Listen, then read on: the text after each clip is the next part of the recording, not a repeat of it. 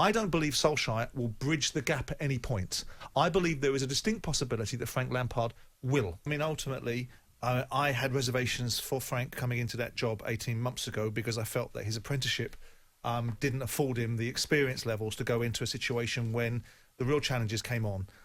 He had the ready-made excuse to some extent, insofar as it was an excuse, that they didn't have any ability to sign players. They had to go to the young players. That wasn't quite true because they'd already had Pulisic signed and agreed, and that was a signing that came in, and that transfer embargo was a bit of nonsense, really. It was a bit of puff and stuff.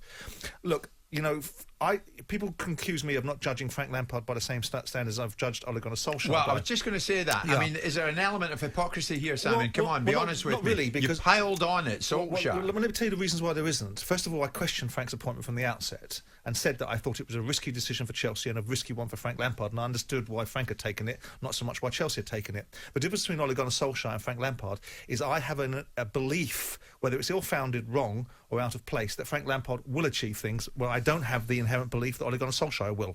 So the comparing and contrasting isn't relevant because I don't believe Ole Gunnar Solskjaer will reach the standards that I think Frank Lampard will. Now, whether he's given... So what you're saying this morning is you think Lampard, even in spite of what's going through at the moment, will succeed long term, but you still say Solskjaer won't. In spite of what?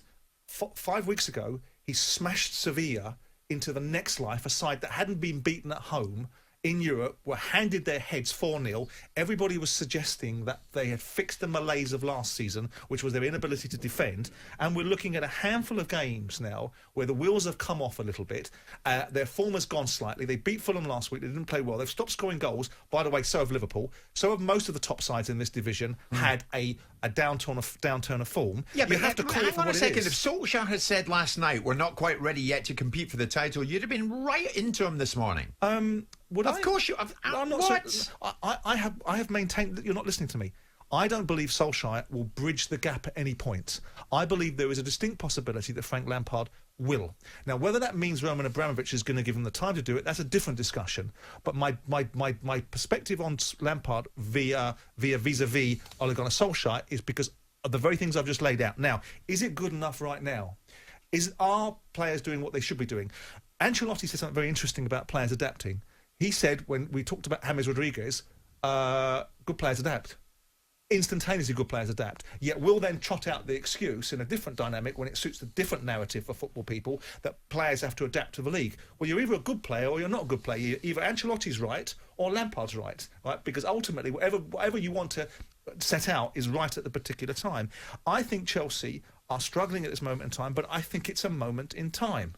Yeah. It's a moment in time. And we want to micromanage it. So when we sat here, I don't remember us saying, he's cracked it. He is absolutely the top drawer when they beat Sevilla. We all said, that's pretty bloody impressive. So the next few games have been unimpressive. And there's a distinct possibility that Frank Lampard will address the situation and fix it. And if he doesn't in the next 6 months, he'll lose his job. But you're sticking to what you're saying still this morning. Let me get this right. Just to simplify it, Frank will succeed where Solskjaer will fail. No, my belief is the reasons why I attach a different level of rhetoric to Lampard than I do to Solskjaer is my belief is Lampard has the capability of being an elite manager, and I don't believe Ole Gunnar Solskjaer does.